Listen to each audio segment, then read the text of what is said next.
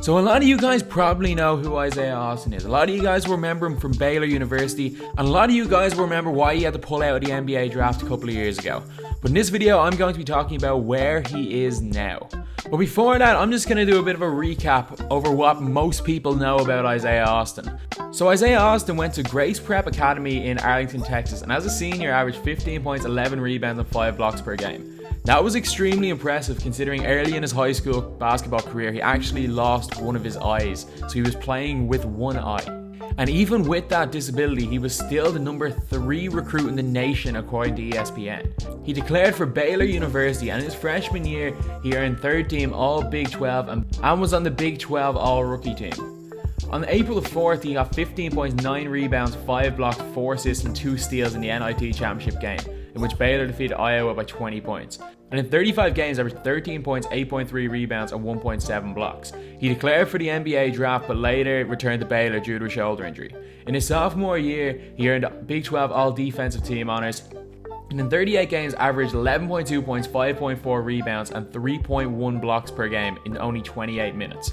On the 22nd of April 2014, he declared for the NBA draft. It was looking like Isiah Austin was going to be either a late first round pick or early second round pick, and a lot of people projected him to be the steal of the 2014 NBA draft. But on June 22nd, 2014, just before the NBA draft, he learned that he'd been diagnosed with Marfan syndrome, a genetic disorder which affects the body's connective tissue, and he was told he was no longer allowed to play basketball on medical advice. And 4 days later in the NBA draft, between the 15th and 16th pick, NBA Commissioner Adam Silver made Austin a ceremonial pick, which fulfilled his dream of being drafted in the NBA. So that's where a lot of people remember Isiah Austin. A lot of people haven't even thought of him after the NBA draft. And still to this day, he's best known as the guy who was going to be drafted, but had a career-ending illness right before the NBA draft. But where is he now? Surprisingly, on the 30th of November 2016, he was actually medically cleared to play basketball again, and actually started getting offers from overseas. On January 7, 2017, he signed his first professional contract with Serbian club FMP.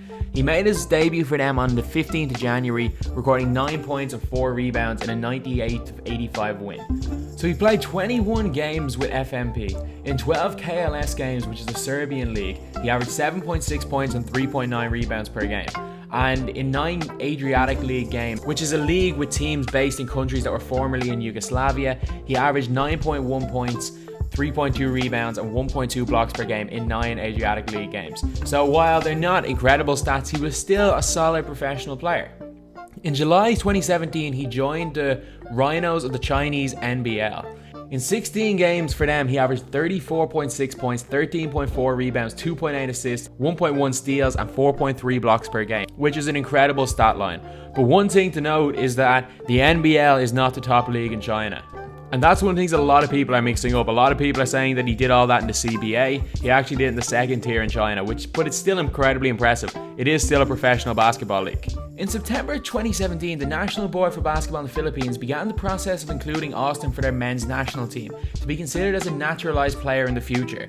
You might think that's crazy, but the thing is, at the minute, Andre Blatch is currently a naturalized player for the Philippines. He suited up as an import for the Chucks to Go Philippines, the national team competing as a club at the 2017 FIBA Asia Champions Cup.